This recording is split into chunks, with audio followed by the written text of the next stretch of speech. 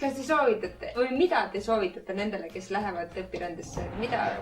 Mis mõttega minna sinna? Ärge istuge kodus, toas, käige võimalikult palju ringi, suhelge. Ahmige seda sisse, mis sealt on võimalik kaasa saada. Mul oli veel üks selline huvitav asi, et see koht, kus me ööbisime, seal oli nendes majades, see oli siuke väike linnak. Nendes majades olid korterid, milles oli siis nii-öelda 4 tuba pluss köök. Ja iga tuba oli siis ühe inimese kasutada, et ta maksis üüri selle toa eest. Ja mina ja minu kursaõde Jaanika sattusime korterisse, kus elas üks naine Jamaikalt ja üks naine Trinidadist, kes mõlemad töötasid haiglas õdedena.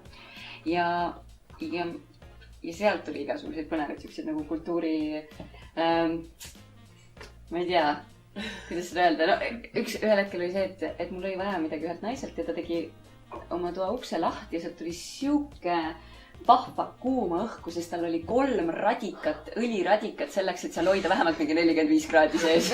Sest ta oli harjunud sellega. Aga üks hästi positiivne kogemus oli see, et mul oli mingil hetkel, see hakkas negatiivselt, lõpus positiivselt. Mul oli vaja kiiremas korras arsti juurde jõuda. Ja ma hakkasin muretsema, et meil seal kodu juures oli üks haigla, ma läksin sinna, sealt saadeti mind kusagile veel, et sõida 2 bussiga tund aega veel kusagile ja ma üksinda reisisin. Mul olid meeletud valud ja ma samal ajal sinna haiglasse sõites, ainuke asi, mille pärast ma muretsin, oli see, et nii, kas mu kindlustus katab selle?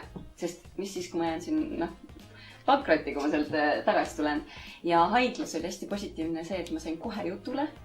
Ja kui ma hakkasin neile jahuma mingist kindlustusest, et vaatame, et kas see sinna nagu alla, sest muidu võib-olla ma võin koju ära minna, et ma võin valuvaigistit edasi süüa. Ja siis nad ütlesid, et rahu, vaatame kõigepealt, et sa korda saaksid. Ja siis vaatame edasi, ära muretse.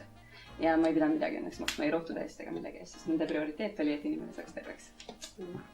See ka, et üks õhtu teatrist tulles ma ei pääsenud enam. Me elasime niimoodi, et poole tunni rongisõidu kaugusel Londoni kesklinnast, eks me olime 7. tsoonis.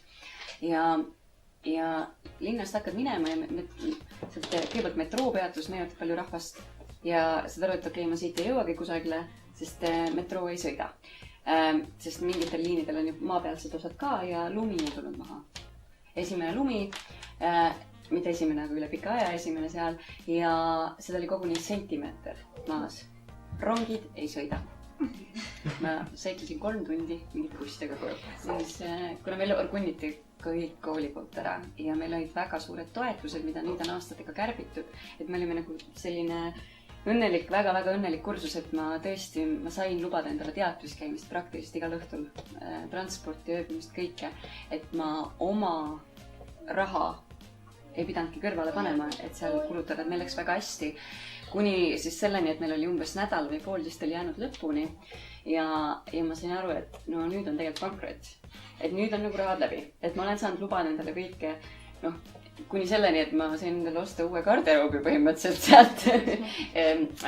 aga see, et nüüd on nagu jama ja mul käisid vanemad külas Londonis ja ma mäletan, et ma mõtlesin, et okei, et ma tegelikult olen saanud nagu ise hakkama, aga praegu on nüüd selline olukord, et palun tooge mulle tatart ja tegelikult mul oleks vaja abi majanduslikult ja isa ütles, et kui me Eestisse jõuame, siis ma teen ülekande. Ja paar tundi läks mööda, mulle tuleb kiri SMS-iga. Teie arvele laekus viimane osa stipendiumist 200 eurot. Selles mõttes meil läks ikka väga hästi.